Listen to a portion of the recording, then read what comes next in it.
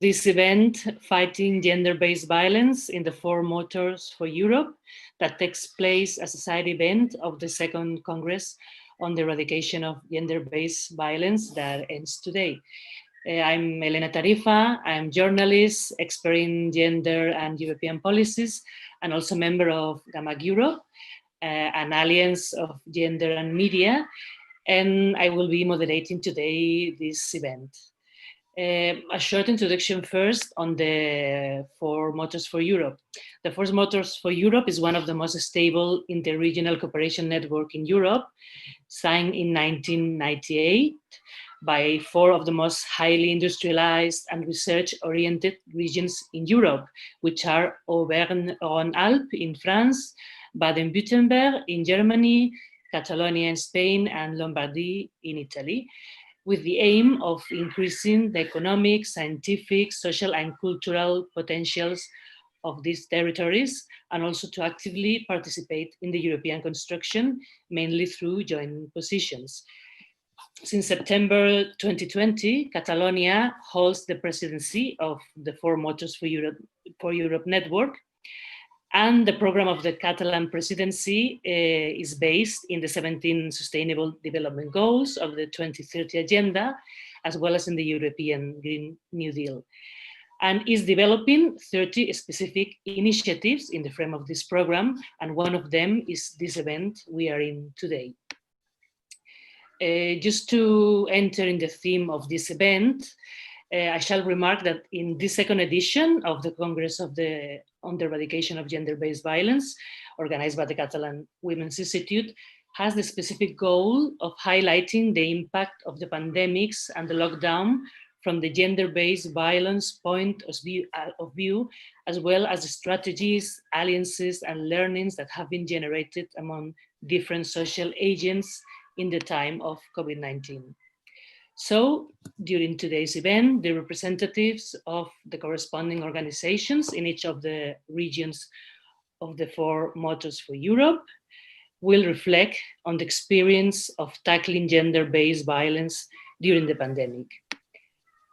But to begin with, I shall give the floor first to Mrs. Elisabeth Nebreda, who is the Secretary for Foreign Action and the EU from the government of Catalonia, who will address a welcoming speech. Thank you, Elena. Welcome everyone to this side event of the Four Motors for Europe, held in the framework of the Second Congress on the Eradication of Gender-Based Violence. I would like to thank the Catalan Women's Institute for providing this much needed space for reflection and network building on gender-based violence, as well as for the opportunity to incorporate the voices and experiences of the regions of the Four Motors for Europe in tackling gender-based violence during the pandemic. I would also like to take the opportunity to thank the regions of the Four Motors for Europe for their participation, and especially Ms. Andrea Bosch from the Coordination Office of the Regional Working Group of Autonomous Women's Shelter in Baden-Württemberg, Ms. Anna Lorenzetti, coordinator of the project Gender Violence, a Legal and Psychosocial Issue of the University of Bergamo, Ms. Cécile Langlois, Deputy Regional Director in charge of Women's Rights from Auvergne-Rhône-Alpes, and Ms. Núria Ramon, Director of the Catalan Women's Institute. As many of you know, Catalonia currently holds the one-year rotating presidency of the Four Motors for Europe network, which we will focus on the 17 Sustainable Development Goals of the UN 2030 Agenda. Indeed, our presidency program is built on the firm belief that strengthening the resilience of our societies through transformative blueprints, such as the UN 2030 Agenda and the European Green Deal, can guide us to achieve a better and more sustainable future for all, while helping overcome the social and economic crisis caused by the COVID-19 pandemic. The seminar is, in fact, the result or an example of the network's region's commitment to SDG 5 on gender equality, that, as you all know, it focuses on working towards a more inclusive and balanced society, promoting gender-based policies, and reinforcing the means and tools to eradicate violence, especially among women. And of course, it is especially an example of their commitment during the COVID-19 crisis. As we enter in the second wave of the pandemic and see new restrictions coming into force, we must not forget how, during the first lockdown, gender-based violence increased. According to the statistics of the Catalan Women's Institute, between the 16th of March and the 15th of May, the first 2 months of the first lockdown, the number of calls addressed to the attention service to victims of gender-based violence increased by 88%. 88%. On those 2 months, this service dealt with 913 new cases. Public administrations, we tend to see the world through data and statistics, and that, well, it's something that kind of removes the human element behind the numbers. But this 88 increase and those 913 new cases are not just dreadful numbers, they are real women with names, families, and friends. We have an obligation to analyze and learn what went wrong, what forces were set in motion during the first wave, so that we can make sure that the necessary mechanisms are in place to avoid all this pain in this second one. We are determined to end with this scourge, and we will do whatever it takes to finish it. To do so, we will need to work together, from public administrations to social agents, from women organizations to each one of us. Every action that we make counts, because this evil is not a generational one. I am really appalled by how the macho role is reproduced by the new teens, adding new forms of violence, such as social media abuse or stalking. At the same time, fortunately, every day there are more and more empowered women ready to raise their voices and denounce these situations. I hope this side event will help us gather and exchange experiences, good practices, and lessons learned from other European territories tackling gender-based violence during the pandemic, and this will translate into better design responses as well as fruitful alliances. Wishing you all an inspiring event, I give the floor back to Ms. Elena Tarifa, moderator of the event and an expert in gender and communication, whom I also thank for her help in this event. Elena, it's over to you now. Thank you.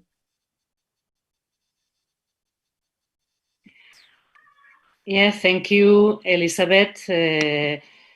I think this is really an appropriate event to take place now, as from the numbers you have explained, this is a really, really important issue to tackle, and of course very urgent for the women and children who are suffering this violence all over Europe, and mainly hidden by the pandemic effects. So now it's the turn of our four speakers. We will begin a debate based in 2 key questions, and then I will open the floor to the questions from the audience and for an open debate. Mrs. Nebreda has already introduced them, but I will do it again. Here we have today, representing Catalonia, Mrs. Núria Ramon, who is the director of the Catalan Women's Institute. Representing the region of Baden-Württemberg, we have Mrs. Andrea Bosch, coordinator of the Regional Working Group of Autonomous Women's Shelters in Baden-Württemberg. From Lombardy, we have Mrs. Anna Lorenzetti, who is the coordinator of Gender Violence, Legal and Psychosocial Issue Project. And she's also associate professor in constitutional law at the University of Bergamo.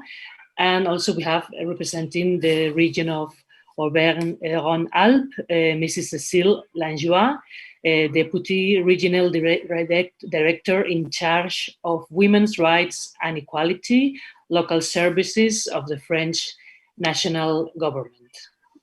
So the first question for you all will be, how has the pandemic and lockdown affected your services, your action, fighting gender violence in your region? And the first to speak will be Núria Ramon.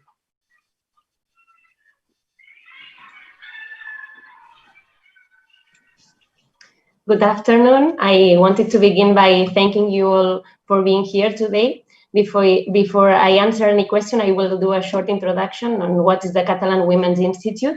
We are the body of the Catalan government in charge of the design, implementation, coordination, and assessment of the gender equality policies and policies to combat gender-based violence developed by the Catalan administration. To begin answering the question, it's precisely during times of insecurity and crisis that discrimination intensifies. Therefore, we expected gender-based violence to be on the rise when COVID-19 struck and we had to go on lockdown. The Catalan government implemented different measures and policies among its various departments to try to secure the provision of assistance to women experiencing gender-based violence. To facilitate coordination and collaboration between the different government departments, the local authorities, and the National Council of Women of Catalonia and the expert organizations, coordination spaces were strengthened to tackle gender-based violence during the pandemic. I will start by explaining what we did at the Catalan Women's Institute, and later I will explain some actions of the other departments of the Generalitat de Catalunya.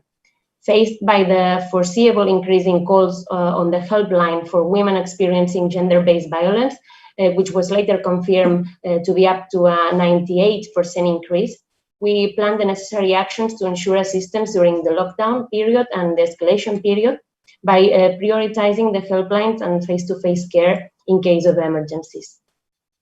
One of the measures to facilitate this attention was precisely to strengthen the service given by this helpline and to complement it with a WhatsApp option that got women in touch directly with professionals, lawyers, psychologists, doctors, or social workers. The services for psychological and legal assistance given at the 5 different offices of the Catalan Women's Institute were also reinforced, and the budget for the information and attention services for women, a municipal service with more than 100 offices throughout Catalonia, was increased. In addition to the problem of permanent and forced coexistence and reduced mobility, both triggers for violent episodes, there was also the difficulty for victims to access their support network, such as their family, friends, or professionals. Being able to report this violence also became even harder. After reinforcing the helpline, it was crucial to make sure that people knew about it. This was possible thanks to the collaboration of the Corporació Catalana de Mitjans Audiovisuals, a public organization that managed the media of the Generalitat de Catalunya, and a spot for the helpline was broadcasted twice a day in the channel TV3 during the news on prime time. We also launched the campaign Space Free of Gender-Based Violence, in which establishments that were open during the pandemic, such as pharmacies or grocery stores, could print and hang a sign informing their customers of the possibility to call the helpline or emergency service from their establishment. The sign was available to download in 10 different languages, and it was downloaded a total of 2,308 times up to May 5, so during the first and harder period of the pandemic. In addition, a new section was introduced to our website displaying the services available for women experiencing gender-based violence during lockdown from all the different government departments, the local authorities, and the expert organizations. Through our social networks, we implemented a campaign called Agafa el Guant, Pick Up the Glove, to improve the protection of children, teenagers, and young adults facing gender-based violence. The idea behind this campaign was to help them identify the violence they could be experiencing, to get them to know the resources that are available to them, and to promote a supportive and safe virtual space to break with their isolation using a challenge and a specific hashtag. Concerning the trainings on gender-based violence that were being carried out by the Catalan Women's Institute, we kept on pushing to make them happen. Thus, we moved them to an online format from March onwards, and the outcome has been very positive, and the plan is to keep this format next year. Regarding the measures taken by the different departments of the Generalitat de Catalunya, I will try to summarize them very briefly, at least the most relevant. The Ministry of Work, Social Affairs and Families offers several different services. Among them, there are the specialized intervention services. The access to the service was restricted except in emergency situations, and all the face-to-face visits were reprogrammed to phone call or video conferences. Prevention of gender-based violence in teenagers and young people is a top priority for the Catalan Agency of Youth. Therefore, the two main work lines are the prevention of gender-based violence through its visibilization and to promote freedom in sexual affective relationships and sexualities. The Home Affairs Ministry was able to offer their services normally, prioritizing the violent incidents caused by gender-based violence. The Ministry of Justice maintained their services via phone calls, leaving face-to-face meetings for extreme emergencies. They still offered support services such as the support service for crime victims, which offers attention and emotional support for victims during their court appearances. The Ministry of Territory and Sustainability decided to offer women victims of gender-based violence an automatic renewal of their rent aid. Finally, regarding the Health Ministry, they published a series of recommendations for women experiencing gender-based violence and for men with a history of gender-based violence. To finish, I also want to thank all the ongoing work by the different government departments, the local authorities, and especially the National Council of Women of Catalonia. The implementation of all these measures was only possible because of the strong and constant interinstitutional coordination we had. And that's all. Thank you. Thank you, Nuria. And now is the turn of Andrea Bosch from Baden-Württemberg. Please. Thanks for the invitation and the possibility to speak with you today. As part of the coordination office, I'm representing 9 autonomous women's shelters in Baden-Württemberg. The 9 shelters are located all over Baden-Württemberg in smaller cities and rural regions, as well as in the capital, Stuttgart. In total, there are in Baden-Württemberg 42 shelters for women and children suffering gender or domestic violence, with around 750 places for women and children. Additionally to the shelters, there are counseling centers specialized in gender-based violence, often associated to the same organizations as the shelters. There are still far too less counseling centers, especially in rural regions, and the counseling centers we have in Baden-Württemberg are poorly equipped with personnel staff. In my speech, I will focus on the situation in the women's shelters and the most significant impacts the pandemic had on our work in the women's shelters was. First of all, many women's shelters had to reduce their capacities due to the very close living conditions in the shelters, in shared flats with shared kitchens and shared bathrooms. Reducing the capacities was necessary to reduce the risk of infection in the shelters. So some shelters tried to rent an additional flat to bring some women and children to a second place to reduce the risk of infection. Others used additional flats as quarantine places for sick persons or for new arriving women and children.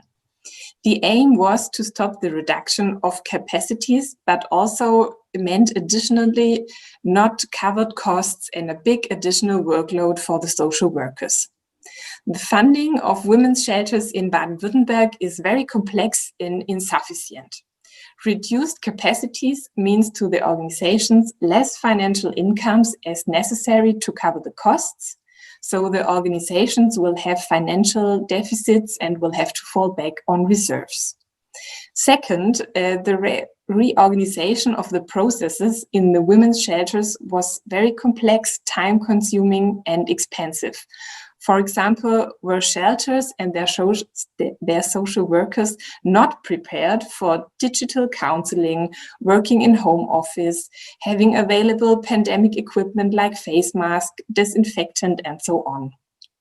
There was financial support of the federal state of Baden-Württemberg and on behalf of the Federal Republic of Germany for buying computers, digital counseling software, or a subsidy for the rental fee of additional flats.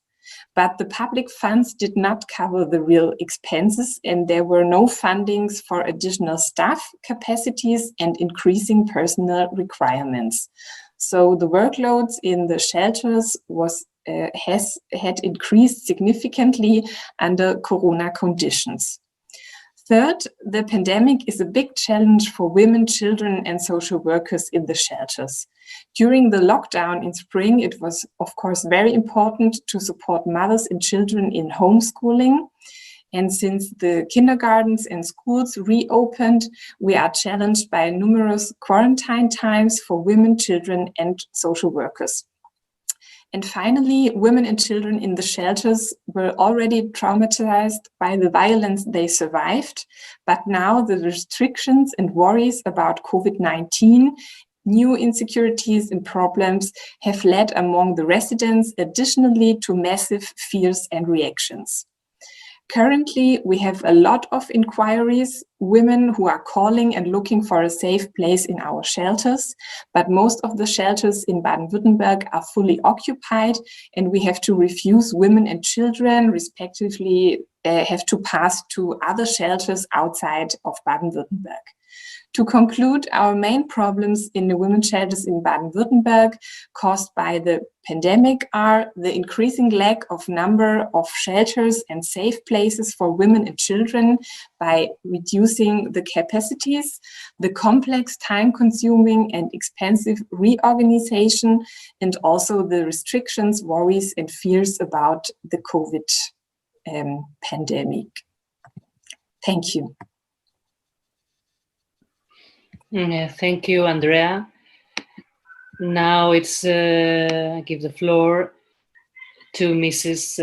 Anna Lorenzetti from Lombardy. Good morning to everybody. Good afternoon to everybody. And first of all, I really have to thank all the person who organized this very important meeting. I am here, as stressed from Elena Tarifa, representing my university, where I teach in a course on gender violence, a legal course, but it's on gender violence.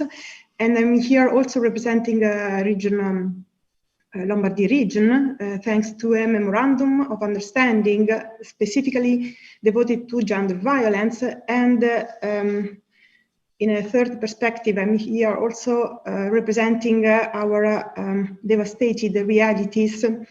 You maybe know Bergamo, my town, and you maybe know Lombardy. I think that everybody remember the very impressive images of our graveyard and the army bringing corpses far away from here because graveyards were too full.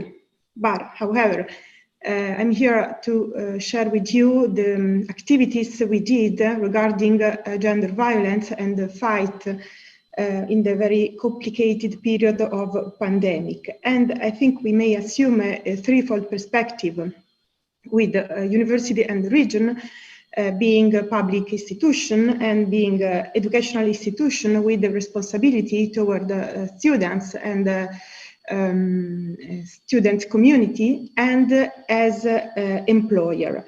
Lombardy region was the true driving force in the fight against gender violence, reinforcing a network, a very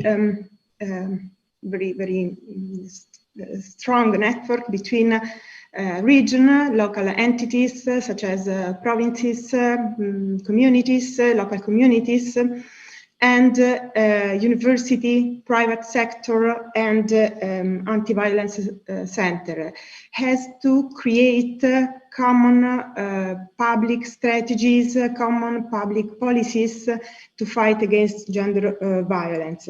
And first of all, we had a very strong action on promotion, on the, I mean, in every public event, we try to stress that stay-at-home message was a very dangerous message in case of domestic abuse. We try to promote a national campaign like the toll-free number, the emergency number, in a chat, to an app, and to chat with the expert and for help and to ask for information. And we also try to promote a sort of libera puoi, like free you can, something like that, a campaign, an awareness campaign to support women victims of violence in the period of emergency, giving information and giving a concrete support.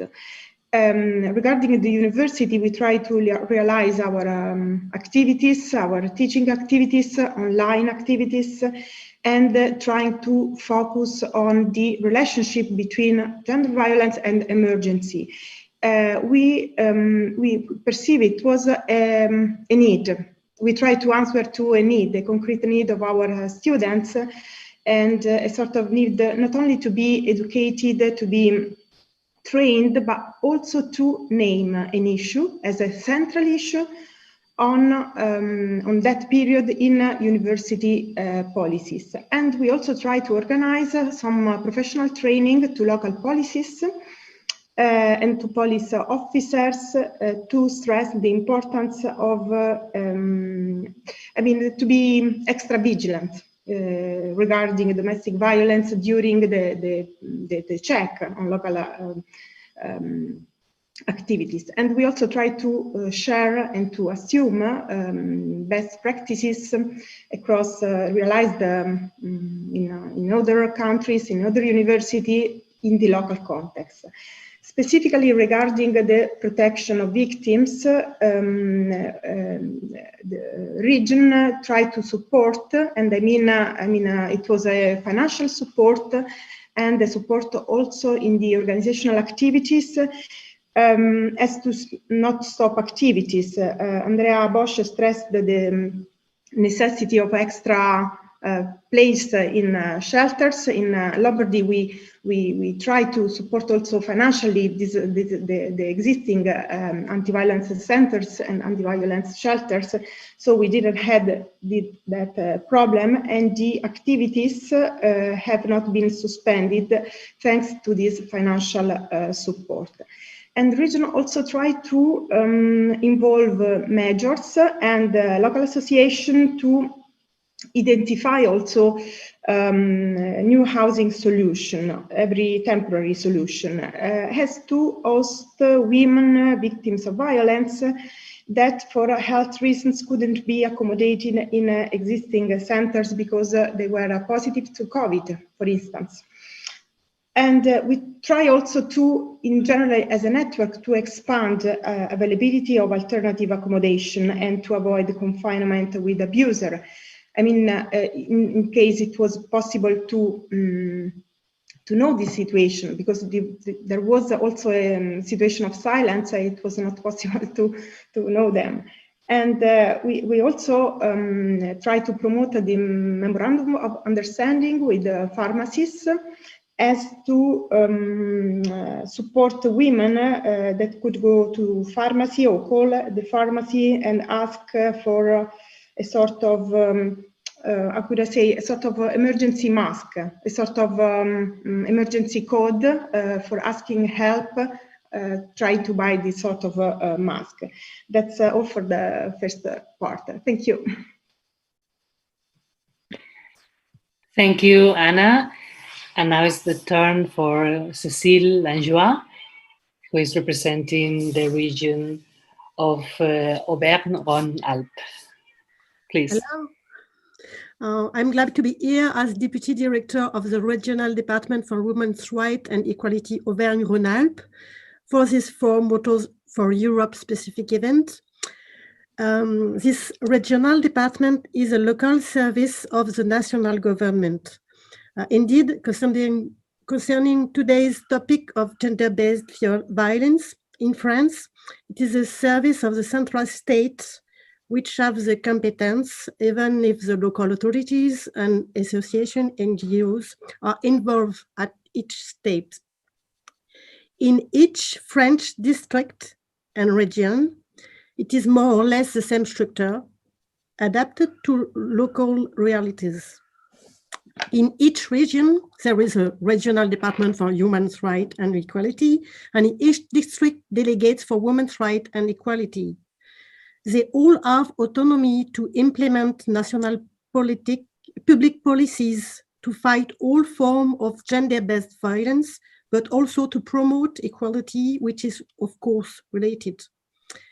Even if we fight all forms of gender-based violence, and not only domestic gender-based violence. I will focus today on this domestic gender-based violence. I have understood this is principal theme. At national level, for example, there are toll-free number. The best known is 3919 3919, and a dedicated website allows witnesses and women victims of violence to report the facts and to be supported on the phone on where they live. At local level, the district delegates for women's rights and equality work as project managers attached to the chief of the local service of the national government. They rely on laws, on a budget dedicated to women's rights and equality, and on the commitments of each ministerial department. They work on the articulation of action of the following stakeholders: the NGO, the service and state operators concerned, including the police, services in charge of foreigners, in charge of accommodation of homeless people, also health agency, etc. And they work also with the local authorities and municipalities like the Auvergne-Rhône-Alpes region on the district council. The delegates drive and ensure the implementation of actions depending on the case. For example, emergency transports and accommodation for women victims of violence does not fall under the dedicated women's rights budget, but under the support for vulnerable people budget of the Ministry of Social Affairs. Dedicated places for women are not always identified like women's places, but we have to ensure that each woman victims of violence can be accommodated in emergency when it's the woman's will. The French law says that the victims can stay home, which means that the perpetrator can be accommodated or should be accommodated and have a monitoring in order to avoid further violence. It is not the woman to leave, but it's the perpetrator to leave and to go away. One example of good practice in Rhône and Grand Lyon district is a hotline, which has been set up by social workers and NGO. So the police can call it 24 hours a day when they have social issue with a woman victims of domestic violence. The health crisis came up after 4 months of a campaign called Grenelle of Domestic Violence. From September to December 2019, this campaign has increased the visibility and highlight of domestic violence and put the need for the fight against domestic violence on the agenda of public actors. Then, when the lockdown was decided in France, there was immediately special attention to the situation of women victims of domestic violence, possible increase of violence due to the lockdown, as you said, problem of women victims of violence being trapped at home with their attackers, increased difficulties for women to be helped by local social workers and daycare or face-to-face care. Some of the national special measures related to the situation were extended hours for the 3919. Call traffic has almost doubled in the first half of 2020 compared to the first half of 2019. The hotline, which is not an emergency number, had formed a special partnership with the police. And with the victim's consent, the listener could propose the lifting of anonymity and call himself the local police to report the situation and request an intervention as quickly as possible on the victim. Some women also being unable to call the police after episode of violence because the partner was permanently at home. A campaign was launched on the possibility for women victims of violence to use the emergency number 114, accessible by SMS and usually dedicated for the deaf people. Pharmacies and shopping centers were also involved in this campaign, like the other region. Another measure was ensure continuity of service by the NGOs and put new forms of work and support with phone, as it was said in Baden-Württemberg, with phone, internet chat, and video calls instead of face-to-face care. A special attention was also given to prevent violence, including the setup of a dedicated hotline to the violent men, which name was Do Not Beat, Ne Frappez Pas. Also, for example, in Auvergne-Rhône-Alpes, an extra women's shelter was opened in 1 week for the pandemic time with 50 places. The delegates for women's rights had to relay all the campaign and to cope with the increase of reports, the variety of the case, because there were all different, and the pressure by using methods which can be considered as learnings, and we can say that in the second part, and some other good practice could be also described if needed during the time of the debate. Thank you. Thank you, Cécile. And as you just introduced, the second key question that we think it might be interesting to share is which are the learnings and the challenges that you are facing now in the current situation. And also, second part would be also how could we collaborate among the different regions in order to face these challenges. And now the first to talk would be Andrea Bosch from Baden-Württemberg. So what do you think?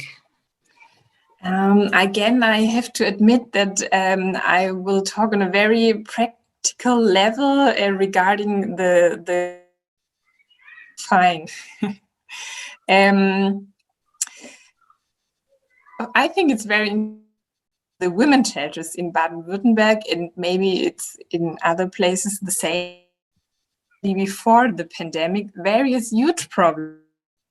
The insufficient number of shelters. Can you hear me? Because, okay, I had a sign. Huge problems, insufficient number of shelters and places for women and children, a lack of personnel, and in general an insufficient financial condition and insufficient public funding.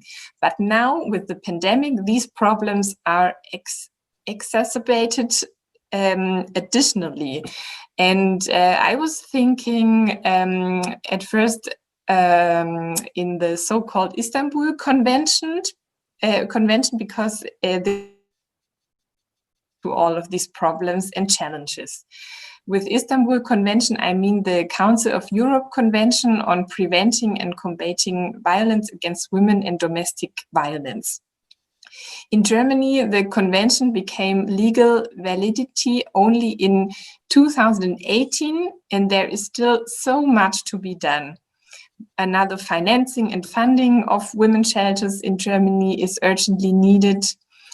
Instead of increasing capacities in the shelters, what is urgently needed? Corona led us to reduce the capacities, and it's really time to come back to increase the capacities and to increase the number of available shelters and the shelter places, but also all over Germany.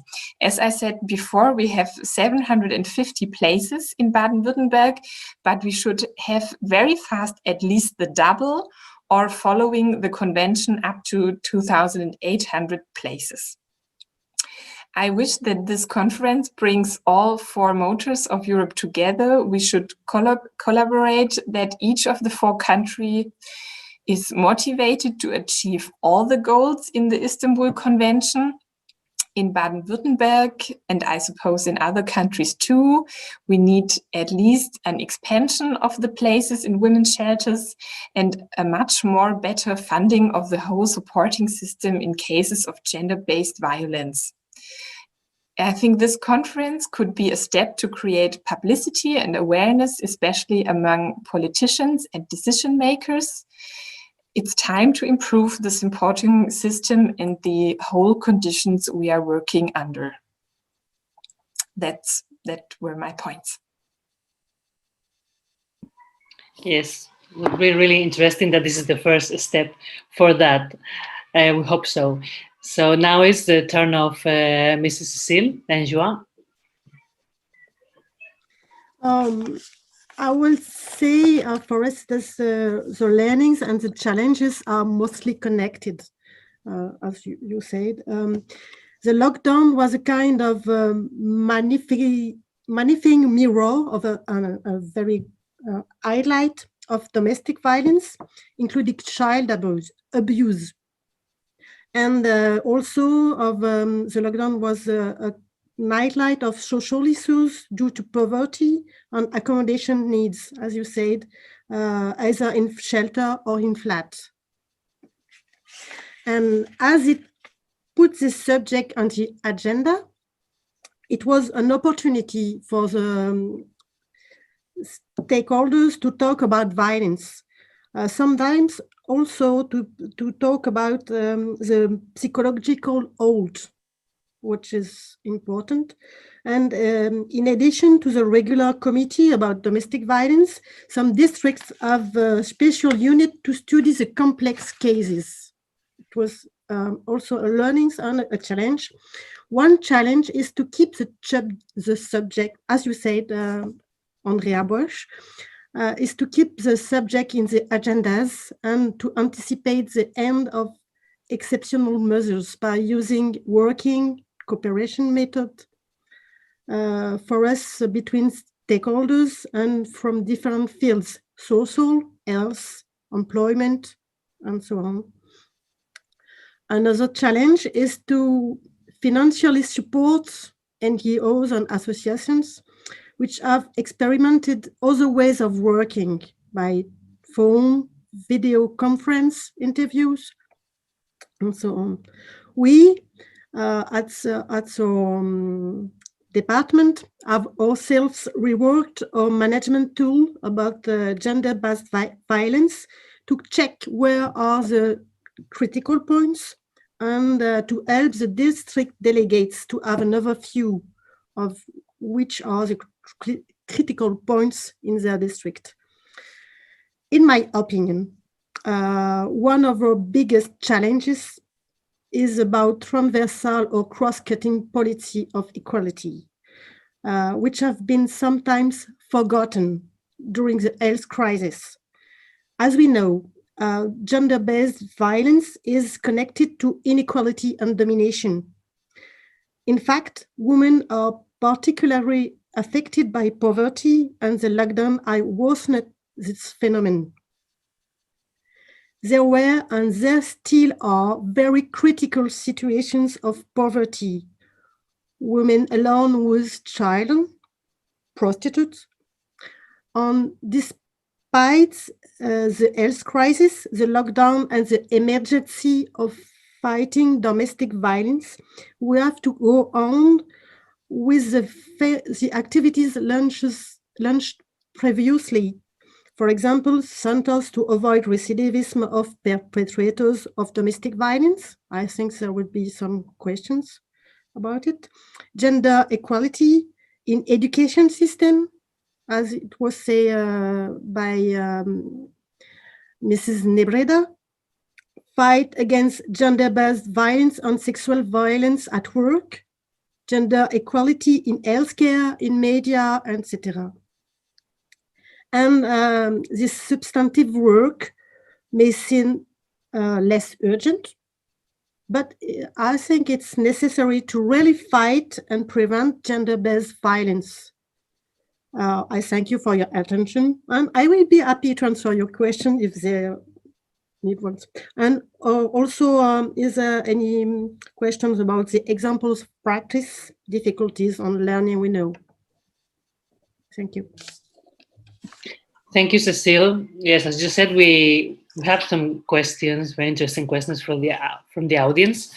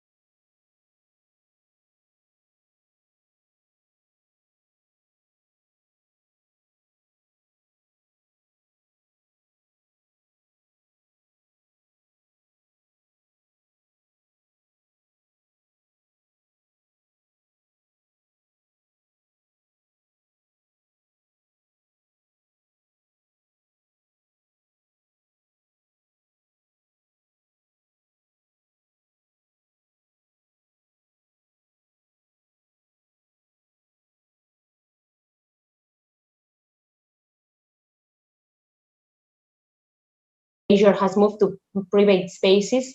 There are no more professionals or experts available in case an incident would happen.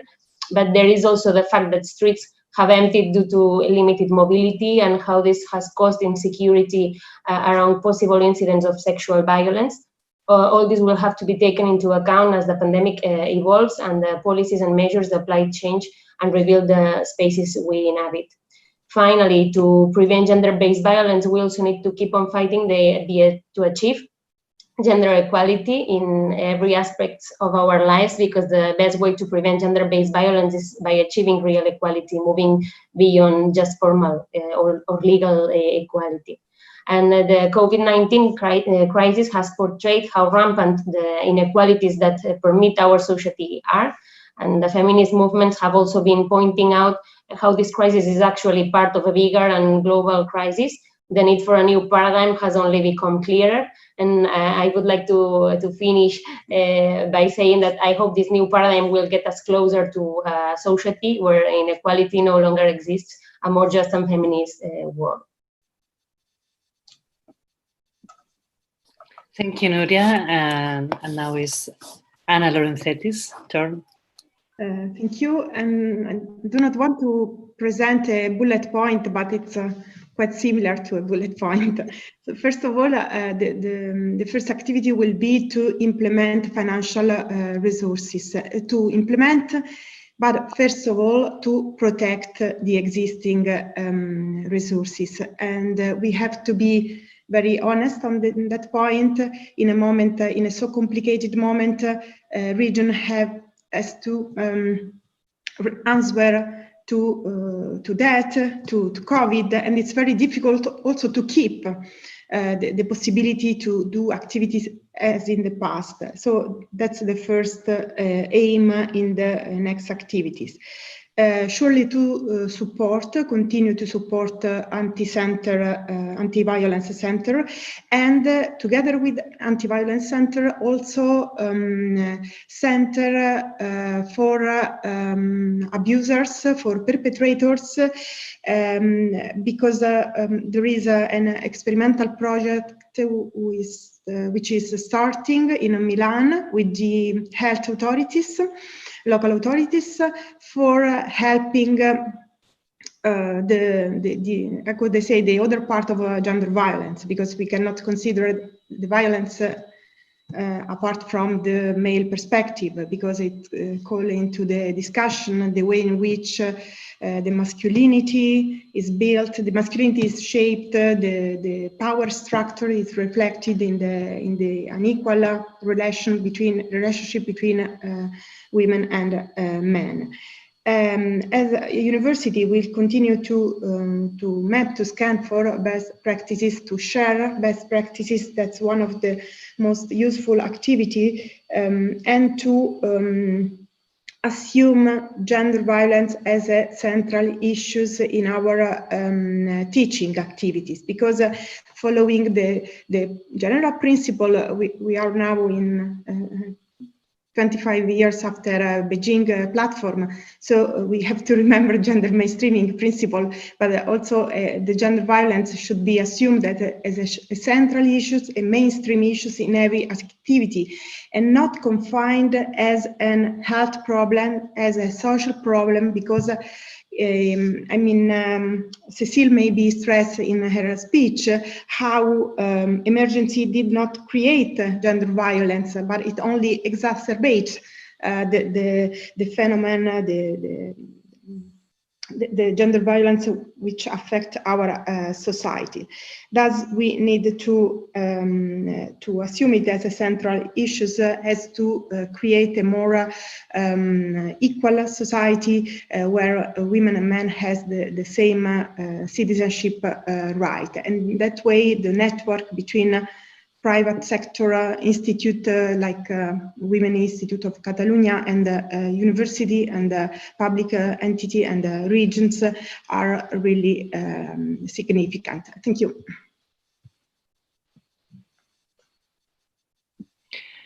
Yes, thank you, Anna, and thank you for all your interventions. I think very interesting questions and challenges have arisen, and the thing is that we have only 15 minutes left, but I have to say that this debate is followed now by 140 people, so it means this is a really interesting debate, an interesting issue, and we have also a lot of participation in the chat in the platform where the people is following this session. So this is good news that it is an issue of interest for all of us. So I think for the next 10 minutes I will say all the questions that the audience have been asking, and I think some are specifically for one of you, and the others are in general. So maybe we can have a turn to answer them. So one of the question is very specifically, how many shelters do we have in Catalonia? As we were talking about the shelters in Baden-Württemberg, and so this will be one question. And another question is, if do you have long-term policy or programs focused in men in the potential aggressor to avoid gender-based violence? Some of you have pointed to some of these actions. Third question, third, it was a comment saying that in Chile they have like the same strategy of giving of providing a code in pharmacies, a code MASK 19, so that victims could ask for help with this code in the pharmacies. And related with that, there's a question asking how is that we train these pharmacies, these places to like connect, and provide this support in a quick way, which is the strategy. So there's a question related with this comment. Then also another question is, have there been many calls registered by the aggressor ne frappe pas? I think this is something you have explained, Cécile. And also another question is if we have some data of if there has been an increasement of violence against women with mental illnesses, for instance, if we have registered that. And yeah, I think that's all at the moment. I don't know if you can, well, no, and I think there's another question. Somebody has said that it's very interesting that the aggressor is leaving the house. This you have explained, Cecile, because here there's no way of doing that. And how is the protocol to do that? So we are really interested in that. So the floor is yours. We have only like 10 minutes, scarcely, to answer these questions. Thank you.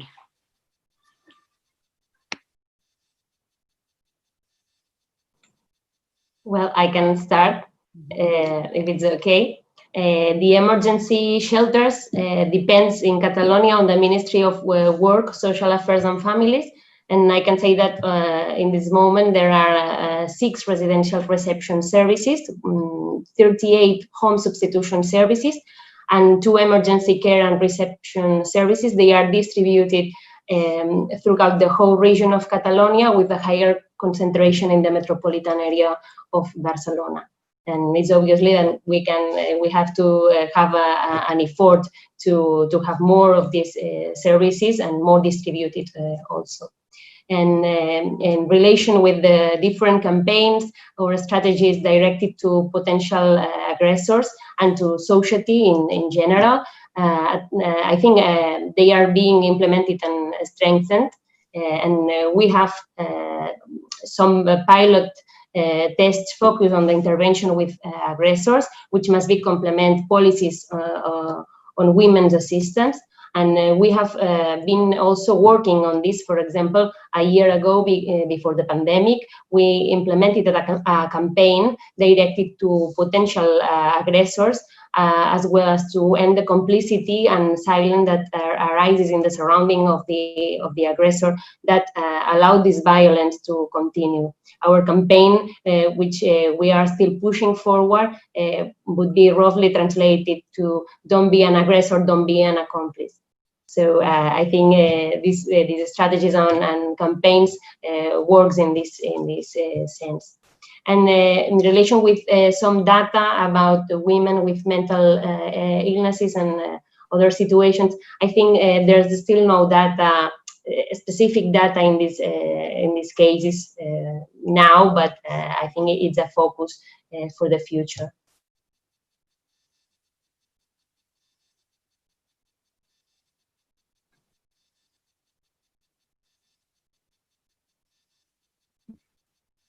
Okay, I don't know how many people have phoned to the toll-free number Ne Frappez Pas, but I could find it and send you later. For the, I don't know also how many women with mental illnesses have called on.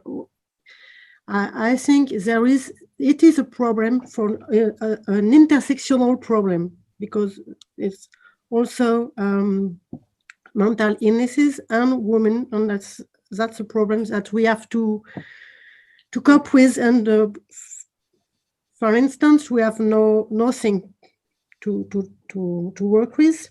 And for the perpetrators and the protocol, as I said at first, in France, it's we have local services of national government, and it's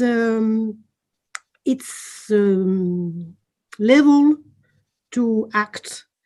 That indeed that each district has to elaborate a protocol with justice, police, and accommodation services, and have to work together to cooperate to find the best way to make the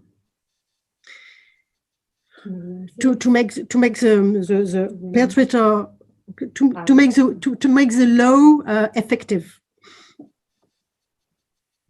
And I can send you as well some of protocol that was signed in Auvergne-Rhône-Alpes. That's not a problem.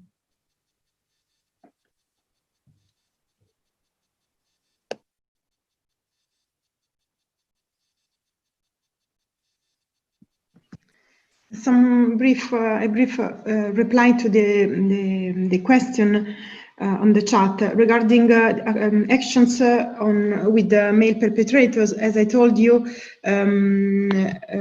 we are trying to realize some experimental project regarding teaching, regarding support to specific centers, because it's considered as a very important issue. Also regarding professional training to health professionals. And on the second issues regarding person with mental illness, to be honest, we do not have a specific data, and it's very interesting that there are not specific data, but we also have to remember the period we lived, and it was very complicated to think in that moment to the different possible situations. But specifically, we are, I mean, we study we call it multiple discrimination or intersectional, Cécile told discrimination, but it's the same concept regarding legal or sociological perspective. And we are trying to plan specific actions regarding social vulnerability, regarding specifically Roma women, that very big problem in the surrounding of Milan specifically, but also in other Lombardy town, and also regarding disability, not only illness disability, but also physically, because with the lockdown, also health residential structures closed. And so there was not also the informal control, and it was not in Lombardy, in another region in Sicily, for instance, the case of disabled young women who is now pregnant, and that's abuse, violence. It was a sexual violence, and so we are trying to be honest, to cover every type of need, but it's not. It was not so easy in that period to react so promptly in every directions.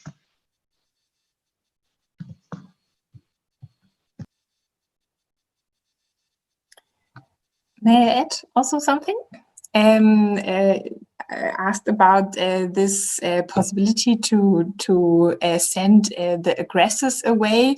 There's a law in Baden-Württemberg that gives the police the power when they come to a case of domestic violence to decide that the aggressor, mostly the man, has to leave at least for a week or for 2 weeks the house, and has to give the keys also to the police. So the women has time to decide how she wants to go on, and this is also the time to bring counseling services to her, that she gets all the informations. If she maybe wants to apply at the church, that she can stay in the future in the flat that she lived together with her partner or husband, and yeah, for example, and also to apply at the church for I don't know the word in English, that the man is not allowed to call her, to go to her, to talk to her. So that's a very useful instrument to work with the aggressors. And I know that the numbers when they used this legal way were increasing during the pandemic. And in the field of prevention, I can say that we have very little offers for men. There are some social trainings, but often men are forced to go to these trainings by a judge. So then it's even too late. The violence already happened. And we have also some programs for in schools to train classes in a gender team. How is a good relationship working, and so on. But this is all a local initiative and not covering the whole country. And regarding to data, I think we have a very big problem. We had a survey asking women. They suffered during the first wave domestic violence, but the problem is that the numbers are not comparable to other surveys we have in Germany. And so there we still have to wait to get more knowledge about what happened even during the first wave.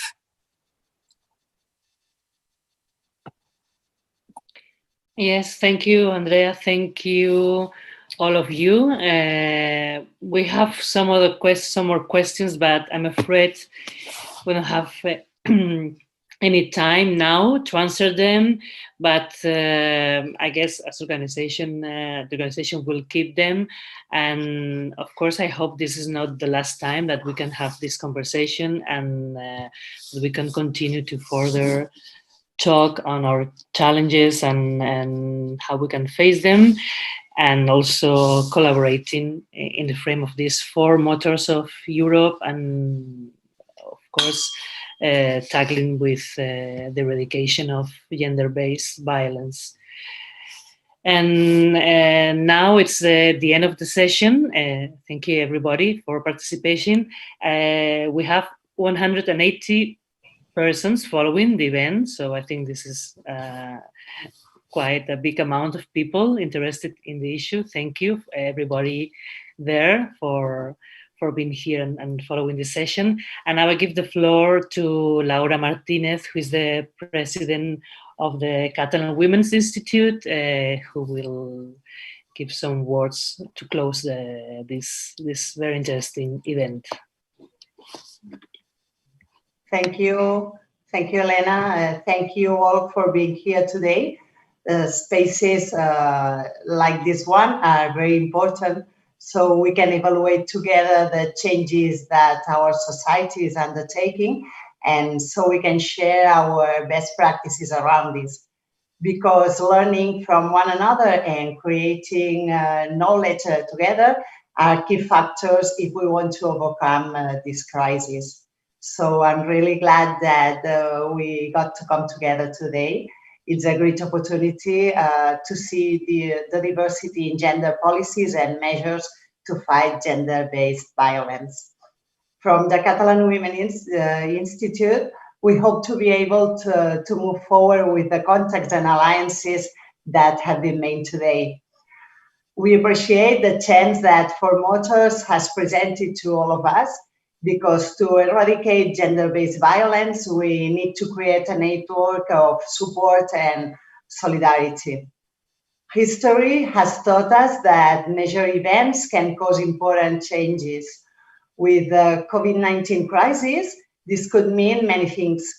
It could mean a transformation of our way of life to rethink our priorities as a society. This crisis has also shown us that we can only overcome the pandemic and any other future threats if we invest in promoting human rights, gender equality, and sustainability.